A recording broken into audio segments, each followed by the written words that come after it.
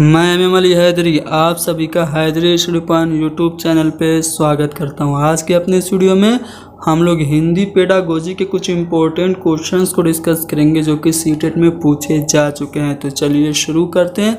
आज का हमारा पहला सवाल, कहा यह जा रहा है कि कहानी, कविता, गीतों और नाटकों के माध्यम से जब बच्चों को कहानी सुनाई जाती है, कविता और गीत उनसे गवाए जाते हैं या फिर उनसे नाटक कराए जाते हैं, तो इसके ज़रिए बच्चे क्या करते हैं? क्या केवल मूल्यों का अर्जन करते हैं या केवल अपनी तर्क शक्ति का विकास करते हैं, अपनी सांस्कृतिक धरोहर से जुड़ते हैं या फिर केवल मनोरंजन प्राप्त करते हैं? तो अगर चारों ऑप्शन पे आप गौर करें तो 3 ऑप्शन में जो कॉमन लफ्ज़ है वो है केवल।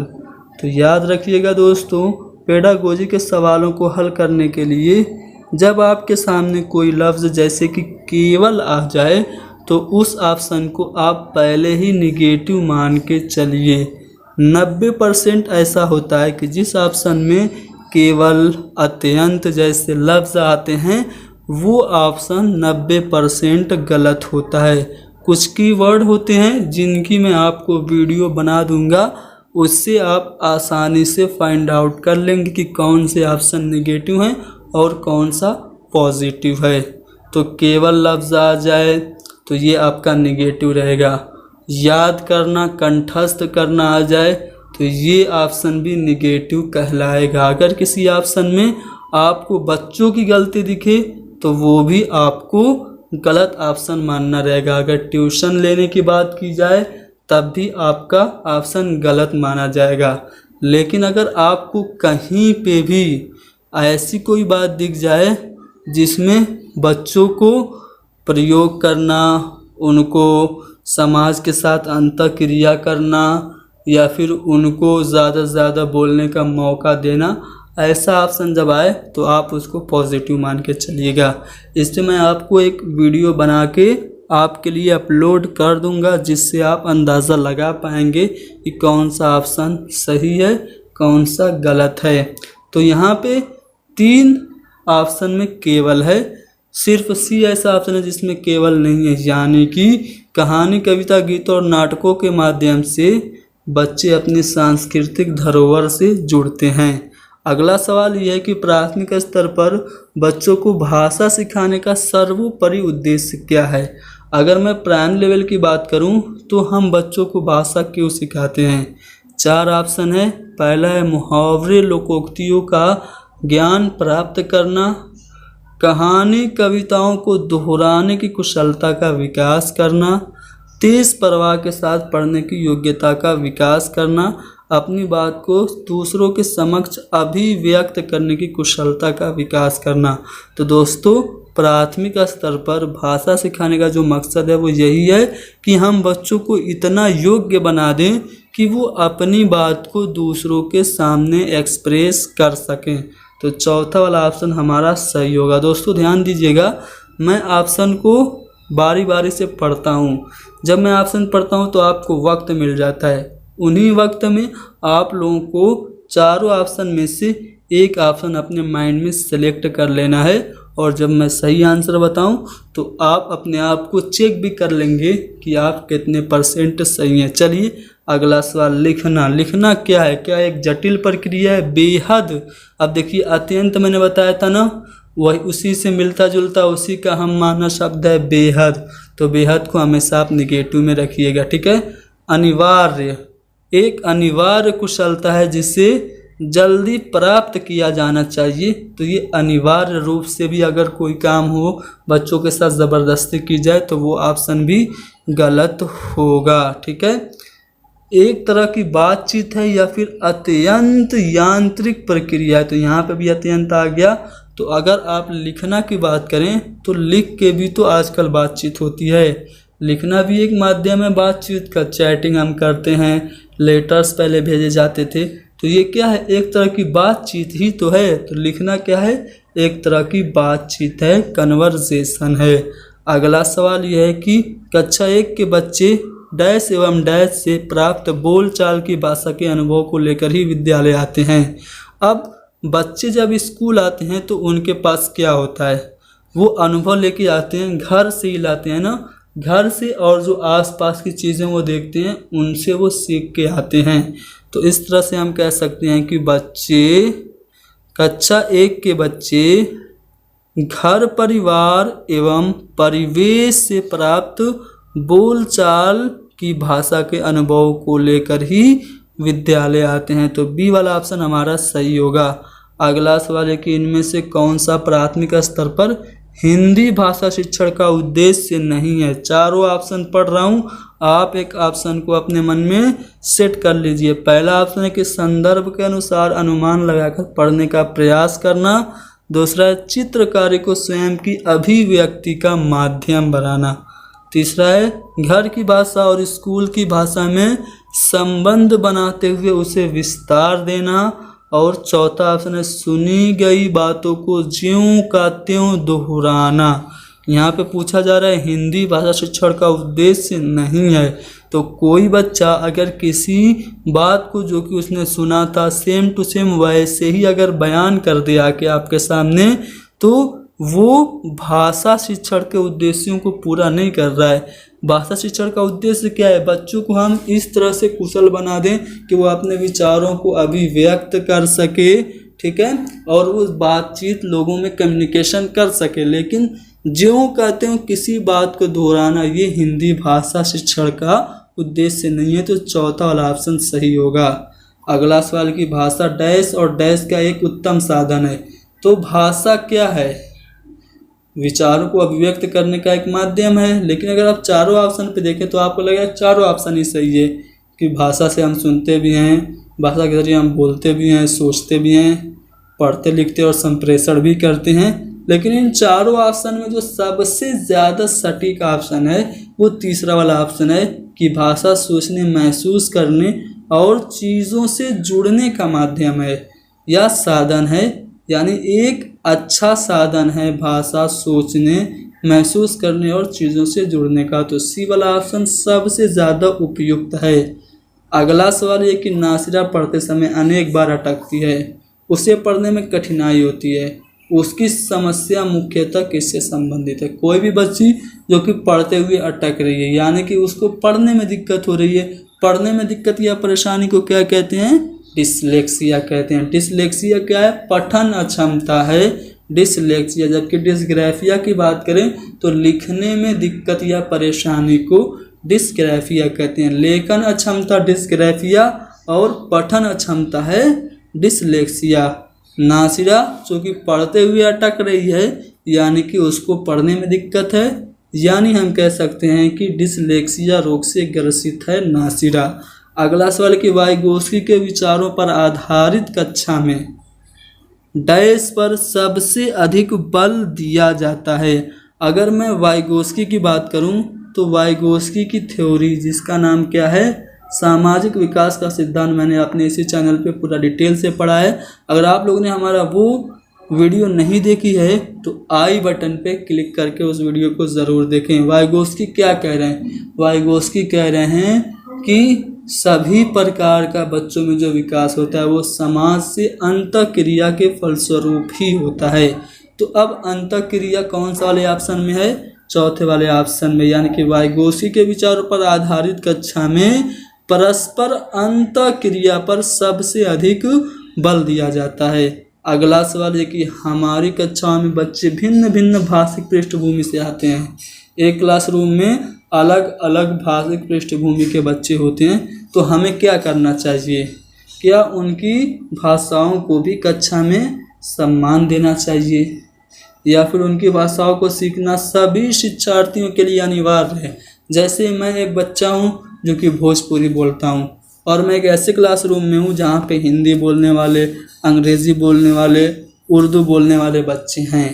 तो क्या मैं भोजपुरी जानता हूँ इसलिए मेरे सभी क्लास फेलोज़ को भोजपुरी जानना अनिवार्य है? जी नहीं, बिल्कुल नहीं। ये वाला ऑप्शन आपका गलत हो जाएगा। क्यों गलत होगा? एक तो इसमें अनिवार्य लफ्ज़ आ गया जो कि निगेटिव है, ठीक है।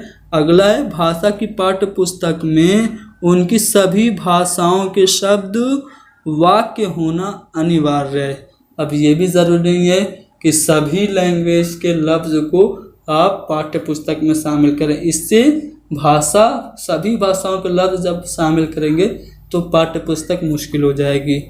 अगला ऑप्शन है कि सभी भाषाओं की जानकारी शिक्षक के लिए अनिवार्य है। दोस्तों, अनिवार्य केवल याद करना ऐसे अल्फाज जब भी आपको पेडागोजी में देखने को मिले तो आप फौरन उसको निगेटिव समझिएगा। तो ये वाला ऑप्शन आपका निगेटिव हो गया, सी वाला ऑप्शन भी निगेटिव हो गया और बी वाला ऑप्शन भी निगेटिव हो गया। तो सही जवाब कौन सा हुआ? पहला वाला। जब आपके क्लासरूम में बहुत सारी ज़बान से ताल्लुक़ रखने वाले बच्चे हों तो सबकी ज़बान को हमें सम्मान देना चाहिए, रिस्पेक्ट देना चाहिए। तो ये वाला ऑप्शन हमारा सही है। अगला सवाल ये कि इनमें से प्राथमिक स्तर पर भाषा आकलन का सर्वोत्तम, सर्वाधिक उचित तरीका क्या है? अगर आप चाहते हैं प्राइम लेवल पे बच्चों की लैंग्वेज का इवेल्युएशन करें तो आप क्या करेंगे? क्या किसी पाठ की 5 पंक्तियाँ उनसे पढ़वाएंगे, या फिर बच्चों को चित्र, वर्णन और प्रश्न पूछने का अवसर देंगे, या फिर बच्चों से पत्र लिखवाएंगे, या फिर बच्चों से प्रश्नों के उत्तर लिखवाएंगे?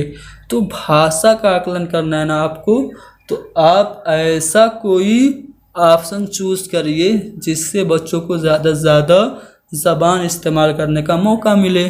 तो जब आप बच्चों से कोई फिगर दे के कहेंगे कि इसके बारे में बताओ, या फिर आप उसे प्रश्न करने का जब मौका देंगे तभी तो वो ज़्यादा भाषा का इस्तेमाल करेगा, और जब वो भाषा का इस्तेमाल करेगा तो आप उसकी भाषा का आकलन कर लेंगे। यानी कि हम कह सकते हैं कि बच्चों को चित्र, वर्णन और प्रश्न पूछने के अवसर देना ये भाषा आकलन का सर्वोत्तम तरीका है। कहा जा रहा है कि प्राथमिक स्तर पर कौन सी गतिविधि बच्चों की मौखिक अभिव्यक्ति के विकास में सबसे कम प्रभावी है? यहाँ पे 4 गतिविधियाँ हैं, 4 एक्टिविटीज़ हैं। इन चारों एक्टिविटीज़ में वो कौन सी एक्टिविटी है जो बच्चों का वर्बली एक्सप्रेशन के डेवलपमेंट में कम इफेक्ट डालेगा? पहला है घटना वर्णन करना, यानी कि कोई भी इंसिडेंट है उसको डिस्क्राइब करना। तो घटना वर्णन करना ये मौखिक अभिव्यक्ति के विकास में बहुत ही अहम और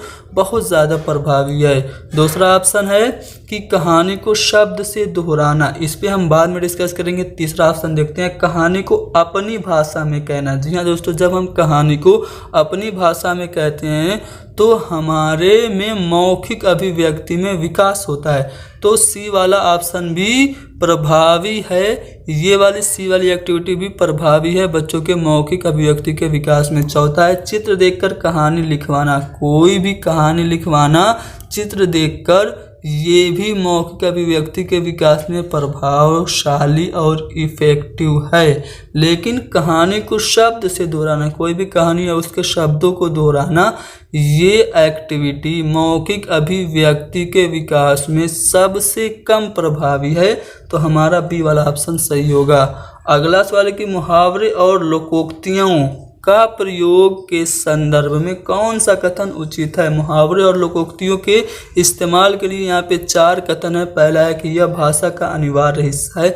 तो क्या मुहावरा और लोकोक्ति भाषा का अनिवार्य हिस्सा है, या फिर ये भाषा प्रयोग को प्रभावशाली बनाते हैं, या मुहावरे और लोकोक्ति भाषा को नियंत्रित करते हैं, या ये भाषा का अलंकरण करते हैं, यानी कि भाषा को सजाते हैं, सुसज्जित करते हैं? तो दोस्तों, मुहावरे और लोकोक्तियों का इस्तेमाल भाषा में इसलिए किया जाता है क्योंकि यह भाषा प्रयोग को प्रभावशाली और इफेक्टिव बनाते हैं। तो बी वाला ऑप्शन सही है। अगला सवाल है कि विद्यालय के बाहर का जीवन और वहां से प्राप्त ज्ञान और अनुभव सीखने के लिए आवश्यक प्रेरणा देते हैं, क्योंकि अगर मैं विद्यालय के बाहर के जीवन की बात करूं तो वहाँ से जो कुछ भी हमें ज्ञान और अनुभव प्राप्त होता है वो हमें सीखने के लिए मोटिवेट करता है। ऐसा क्यों होता है? क्या इसलिए होता है क्योंकि विद्यालय के बाहर का जीवन में हमें मानक वर्तनी का सम्यस्क ज्ञान मिलता है, या फिर लेखन की विभिन्न शैलियों का परिचय मिलता है, या फिर समृद्ध भाषिक परिवेश मिलता है विद्यालय के बाहर के जीवन से, या इससे व्याकरणिक नियमों की जानकारी प्राप्त होती है। तो जब हम विद्यालय के बाहर के जीवन में प्रवेश करते हैं तो देखते हैं कि वहाँ पे बहुत सारे लोग होते हैं और बहुत सारी भाषाएं बोलते रहते हैं और अक्सर वहाँ पे बातचीत होती रहती है। यानी कि विद्यालय के बाहर के जीवन में हमें समृद्ध भाषिक परिवेश मिलता है, जिससे प्राप्त ज्ञान और अनुभव सीखने के लिए हमें प्रेरणा देता है। तो सी वाला ऑप्शन सही है। अगला सवाल है कि बच्चों के भाषाई विकास में समाज की महत्वपूर्ण भूमिका होती है। ये विचार किसका है? तो दोस्तों ये जो विचार है वो वाइगोस्की का है। वाइगोस्की ने अपने सामाजिक विकास के सिद्धांत में 3 पहलुओं पे बहुत ही ज़्यादा जोर दिया। यानी कि पियाजे का मानना यह है कि बच्चों में सामाजिक विकास की बात करें या फिर सभी प्रकार के विकास की बात करें तो 3 चीज़ें बहुत ही महत्वपूर्ण रोल निभाती हैं। वो 3 चीज़ें कौन हैं? तो इन्होंने बताया, पहला समाज, दूसरा संस्कृति और तीसरी भाषा। यानी वाइगोस्की ये कह रहे हैं कि बच्चों में जो सभी प्रकार का विकास होता है वो इन 3 चीज़ों की वजह से होता है। और उनका प्रसिद्ध कथन है कि बच्चों में भाषा सीखने या फिर भाषा विकास की जो क्षमता होती है वो समाज से अंतःक्रिया के फलस्वरूप होती है। यानी कि हम कह सकते हैं कि भाषाई विकास में समाज की महत्वपूर्ण भूमिका होती है। यह विचार वाइगोस्की का है। बाकी ऑप्शन भी डिस्कस कर लेते हैं। पियाजे की बात करें तो पियाजे ने अपना कॉग्निटिव डेवलपमेंट थ्योरी यानी कि संज्ञानात्मक विकास का सिद्धांत दिया और उसमें उन्होंने विकास की 4 अवस्थाएं बताई। पहली जो अवस्था उन्होंने बताई थी वो सेंसरी मोटर बताई थी, यानी कि संवेदी पेशी अवस्था या इंद्रिय जनित गामक अवस्था, जो कि कब से कब तक? तो 0 से 2 साल तक। जो दूसरी पियाजे ने अवस्था बताई वो कौन सी थी?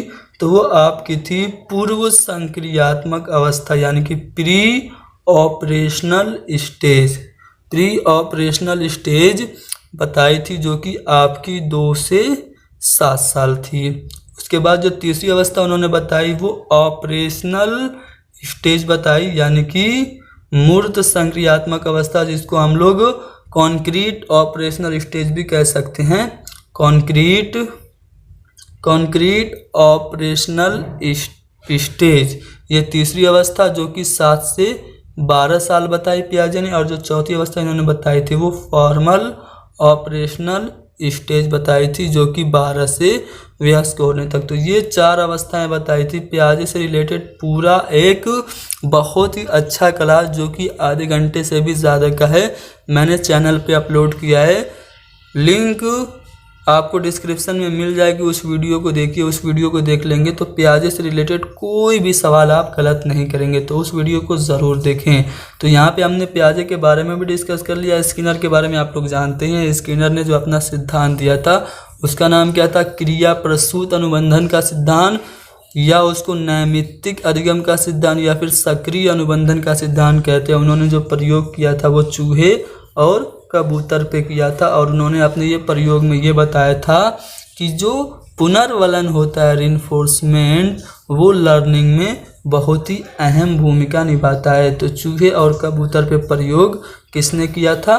बीएफ स्किनर ने किया था। इनके सिद्धांत का नाम था क्रिया प्रसूत अनुबंधन का सिद्धांत। चॉम्स्की की बात करें तो इन्होंने भाषा विकास का सिद्धांत दिया और ये इन्होंने बताया कि बच्चों में भाषा सीखने की जो क्षमता होती है वो जन्मजात होती है। तो यहाँ पे सभी ऑप्शन डिस्कस कर लिए और ये भी जान लिए कि बच्चों में भाषा विकास में समाज की महत्वपूर्ण भूमिका होती है। ये जो विचार है वो वाइगोस्की का है। अगला सवाल जो है वो ये है कि बच्चे विद्यालय आने से पहले बच्चों में क्या होता है? क्या भाषा के चारों कौशलों पर पूर्ण अधिकार रखते हैं? विद्यालय बच्चे कब आते हैं? विद्यालय लगभग 5 या 6 साल की उम्र में आते हैं। तो क्या ये बच्चे भाषा के जो चारों कौशल हैं LSRW, यानी कि listening skill, speaking skill, reading skill and writing skill, क्या इन चारों कौशल से बच्चे भली भांति परिचित होते हैं? तो जी नहीं दोस्तों, बच्चे सुनना और बोलना ये कौशल तो जानते हैं, लेकिन वो पढ़ना और लिखना नहीं जानते, इसलिए ये वाला ऑप्शन हमारा गलत हो गया। दूसरा है कि अपनी भाषा की नियमबद्ध व्यवस्था की व्यवहारिक कुशलता के साथ आते हैं। क्या ये सही है? इस पे आगे डिस्कस करेंगे। पहले तीसरा ऑप्शन देखते हैं, कोरिलेट होते हैं। क्या बच्चे कोरिलेट होते हैं? जब स्कूल आते हैं तो कुछ नहीं पता होता है? नहीं दोस्तों, उनको कुछ न कुछ तो पता होता है। वो अपनी मातृभाषा सीख चुके होते हैं। चौथा है, भाषा का समुचित उपयोग करने में समर्थ नहीं होते। ये भी गलत है। बच्चे भाषा का समुचित उपयोग कर लेते हैं, अपना नाम बता लेते हैं, वो कहाँ से आए हैं, उनकी पसंद क्या है, उनकी क्या चीज़ पसंद नहीं है, ठीक है, घर का रास्ता, घर के फैमिली मेम्बर्स, यानी कि वो भाषा का समुचित प्रयोग करने में समर्थ होते हैं। तो इसलिए यहाँ पे जो नहीं लिखा है, इसकी वजह से ये वाला ऑप्शन भी गलत हो जाएगा। तो जब ए गलत, सी गलत और डी गलत, तो सही कौन होगा? बी होगा। क्यों सही होगा? बी वाला ऑप्शन इसलिए सही होगा क्योंकि बच्चे जब स्कूल में आते हैं तो 5 या 6 साल के होते हैं और वो अपनी भाषा का व्यवस्थित तरीके से नियमबद्ध व्यवस्था की व्यवहारिक कुशलता के साथ आते हैं, यानी कि वो भाषा का उचित प्रयोग करना सीख जाते हैं। तो इसलिए हमारा बी वाला ऑप्शन सही होगा। अगला सवाल यह कि भाषा सीखने का व्यवहारिक दृष्टिकोण डैश पर बल देता है। भाषा सीखने का जो व्यवहारिक दृष्टिकोण है, क्या वो अनुकरण यानी कि नकल करने पर जोर देता है, या फिर रचनात्मकता या भाषा प्रयोग या अभिव्यक्ति पर जोर देता है? तो दोस्तों सबको पता है कि भाषा हम कैसे सीखते हैं? अनुकरण करके सीखते हैं। तो भाषा सीखने का व्यवहारिक जो दृष्टिकोण है वो अनुकरण करने पर बल देता है। अगला सवाल कि वाइगोस्की के विचारों पर आधारित कक्षा में डैश पर सर्वाधिक बल दिया जाता है। अब देखिए, वाइगोस्की ने जो अपना सिद्धांत दिया था वो सामाजिक विकास का सिद्धांत दिया था, और उसमें मैंने आपको बताया था कि उन्होंने ये बताया था कि बच्चे समाज से अंतःक्रिया करके सीखते हैं। तो अब वाइगोस्की के विचार पर आधारित जब क्लासरूम रहेगी तो उसमें हम किस पे ज़्यादा बल देंगे? परस्पर अंतःक्रिया पर, क्योंकि वाइगोस्की तो यही कह रहे हैं कि बच्चे समाज से अंतःक्रिया करके सीखते हैं, तो परस्पर अंतःक्रिया पर सर्वाधिक जोर देंगे वाइगोस्की के विचार पर आधारित क्लासरूम में। अगला सवाल है कि नीता ने सभी बच्चों को एक अनुच्छेद दिया जिसमें प्रत्येक 5वें शब्द की जगह रिक्त स्थान था जिसे बच्चों को भरना था। नीता ने किसका प्रयोग किया? मान लीजिए नीता ने कोई एक अनुच्छेद या पैसेज दिया और हर 5वें हर्फ की जगह पे एक खाली स्थान था जिसे बच्चों को भरना था। तो ये जो इस तरह से जो अनुच्छेद दिया गया, इसको हम क्या कहेंगे? क्या पठन परीक्षण कहेंगे, या फिर लेखन परीक्षण, व्याकरण परीक्षण, या फिर क्लोज टेस्ट? दोस्तों ये जो है हर पर्टिकुलर एरिया पे ब्लैंक होता है जो, उसको हम क्लोज टेस्ट कहते हैं। तो यहाँ पे हर फिक्स जगह पे, हर 5वें अक्षर पे यहाँ पे खाली जगह है और इसको भरना है। तो ये जो परीक्षण है वो क्लोज परीक्षण या क्लोज टेस्ट कहलाता है। मोनिका जो कि गणित की शिक्षिका है, राधिका से एक प्रश्न पूछती है। राधिका से कोई उत्तर न मिलने पर वह तुरंत मोहन से दूसरा प्रश्न पूछती है। जब उसे महसूस होता है कि मोहन उत्तर बताने में संघर्ष कर रहा है तो वो अपने प्रश्नों के शब्दों को बदलती है। मोनिका की यह प्रवृत्ति ये प्रदर्शित करती है कि वो एक टीचर है जो पहले राधिका से सवाल करती है, राधिका उत्तर नहीं दे पाती है तो वह दूसरा सवाल मोहन से कर देती है, लेकिन मोहन भी जब उत्तर देने में संघर्ष करता है तो वो प्रश्नों के शब्दों को बदलती है। तो टीचर का ये बिहेवियर क्या दर्शाता है? क्या टीचर इस तथ्य से पूरी तरह से परिचित है कि राधिका सवालों के जवाब देने के योग्य ही नहीं है, यानी कि राधिका लायक ही नहीं है कि उत्तर बता पाए, या फिर अपने सवालों के प्रति राधिका थोड़ा सा घबरा गई है, या फिर मोहन का पक्ष लेकर लिंग भूमिकाओं में रूढ़िबद्धता को बढ़ावा दे रही है, या राधिका को किसी उलझनपूर्ण स्थिति में नहीं डालना चाह रही है। तो दोस्तों यहाँ पे देखिए टीचर कर क्या रही है, पहले बच्ची से सवाल कर रही है, बच्ची उत्तर नहीं दे रही है तो फौरन दूसरे बच्चे से सवाल कर रही है, और जब बच्चा भी उत्तर नहीं दे पा रहा है तो उसको सवाल समझा रही है तो ये क्या है, सीधा सीधा भेदभाव है। अगर टीचर चाहती तो राधिका से भी सवाल को आसान करके पूछ सकती थी, लेकिन उसने राधिका से नहीं बल्कि मोहन से प्रश्न के शब्दों को बदला, यानी कि टीचर मोहन का पक्ष ले रही है। मोहन का पक्ष लेकर लिंग भूमिकाओं को वो बढ़ावा दे रही है। तो यहाँ पे सी वाला ऑप्शन हमारा सही होगा। अगला जो सवाल है वो है वाइगोस्की से रिलेटेड। वाइगोस्की की थ्योरी मैंने अपने इस चैनल पे अपलोड की है, पूरा डिटेल से आप लोग देख सकते हैं, डिस्क्रिप्शन में लिंक होगी, उसकी मदद से या फिर प्लेलिस्ट में जाके आप लोग वाइगोस्की की सोशियो कल्चरल डेवलपमेंट थ्योरी को देख सकते हैं, जिसमें मैंने इस थ्योरी से रिलेटेड सभी महत्वपूर्ण तथ्यों को बताया है। वाइगोस्की ने किन किन महत्वपूर्ण चीज़ों को अपने सिद्धांत में बताया, और स्कैफोल्डिंग क्या होता है, और जोन ऑफ प्रॉक्सिमल डेवलपमेंट क्या होता है, और प्राइवेट स्पीच क्या होता है, सभी महत्वपूर्ण बातों को आप लोग डिस्क्रिप्शन में जाके देख सकते हैं। तो यहाँ पे उसी सिद्धांत से रिलेटेड सवाल ये है कि वाइगोस्की के सिद्धांत का निहितार्थ क्या है। वाइगोस्की के सिद्धांत का निहितार्थ क्या ये है कि विद्यार्थी को व्यक्तिगत रूप से दत्त कार्य देना, प्रोजेक्ट कार्य देना चाहिए, या फिर प्रारंभिक व्याख्या के बाद कठिन सवालों को हल करने में बच्चों की सहायता नहीं करनी चाहिए, या बच्चे उन बच्चों की संगति में श्रेष्ठतम रूप से सीख सकते हैं जिनका बुद्धि लब्धि कम हो या सहयोगात्मक समस्या समाधान। तो दोस्तों वाइगोस्की अपनी थ्योरी में एक कंसेप्ट दे रहे हैं, जोन ऑफ प्रॉक्सिमल डेवलपमेंट। उसमें ये बताया जा रहा है कि बच्चे वयस्कों से मदद लेके सीखते हैं, उसी को स्कैफोल्डिंग कहा जाता है, जो कि टेम्परेरी मदद होती है। तो जो वाइगोस्की है उनके सिद्धांत का मतलब यही है कि इस सिद्धांत का निहितार्थ ये है कि ये सहयोगात्मक समस्या समाधान के बारे में बात करता है। तो यहाँ पे हमारा डी वाला ऑप्शन सही हो जाएगा। अगला जो सवाल है वो ये है कि एक बच्चा डैश से ग्रसित है, वह सा और वाज न्यूक्लियर और अनक्लियर में अंतर नहीं कर सकता है, तो वो किस रोग से ग्रसित है। अगर बच्चा सा को वाज पढ़ रहा है, न्यूक्लियर को अनक्लियर पढ़ रहा है, क्या उसको डिसलेक्सिया है, या फिर उसको शब्द जम्बलिंग विकार है, डिसलेक्सीमिया है, या फिर डिसमोर्फीमिया है।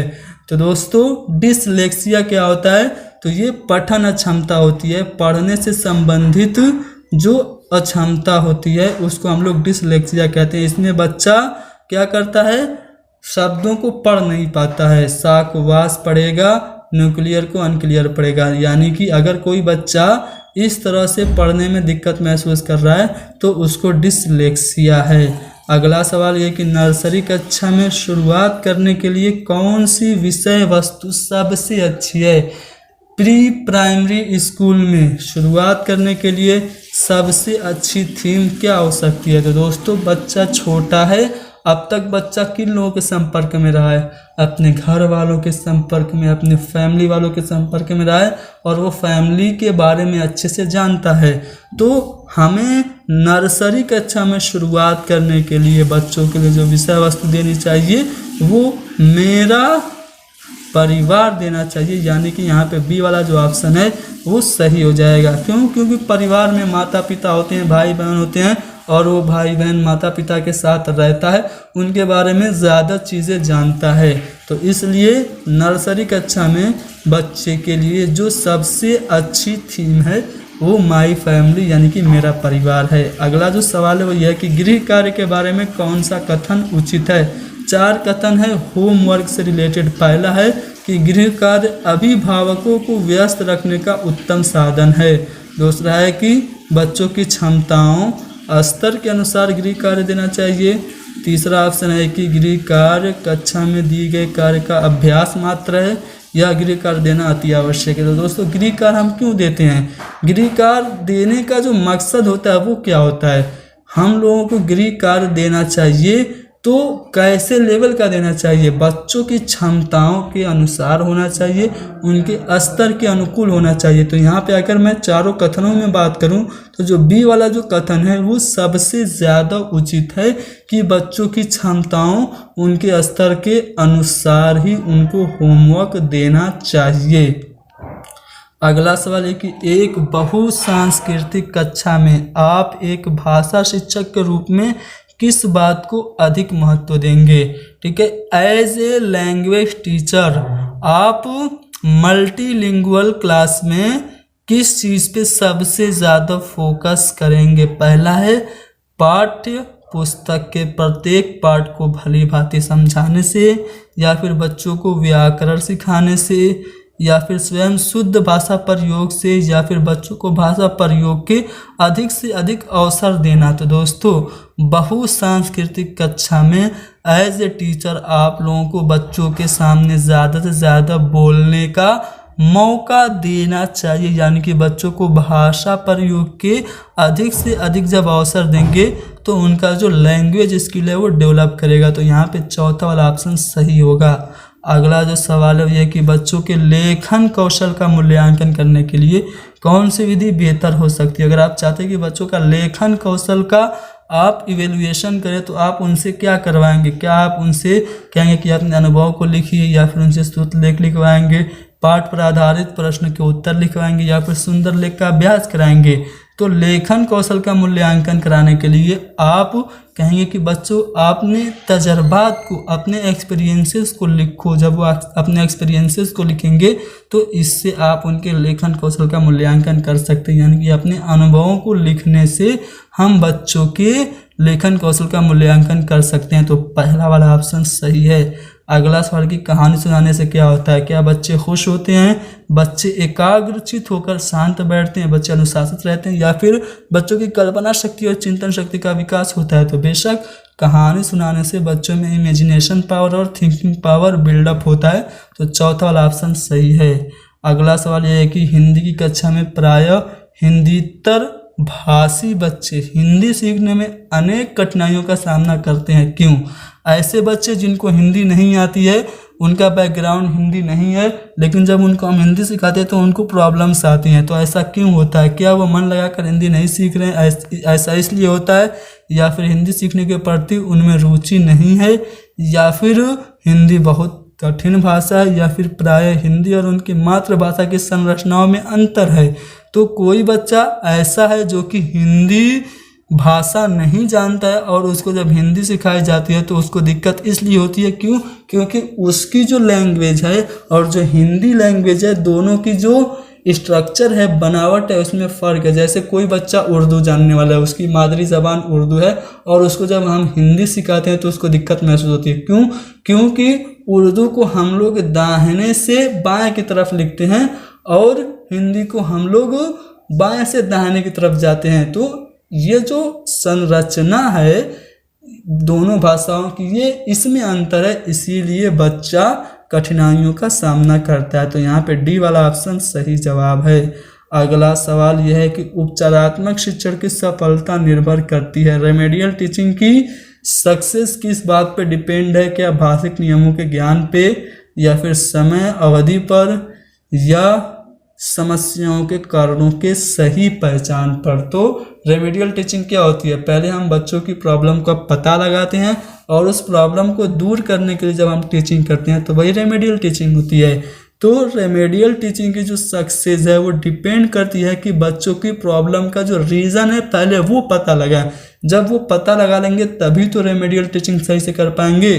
तो यहाँ पे समस्याओं के कारणों का पता लगाना, समस्या के कारणों की सही पहचान ही उपचारात्मक शिक्षण की सफलता पर निर्भर है।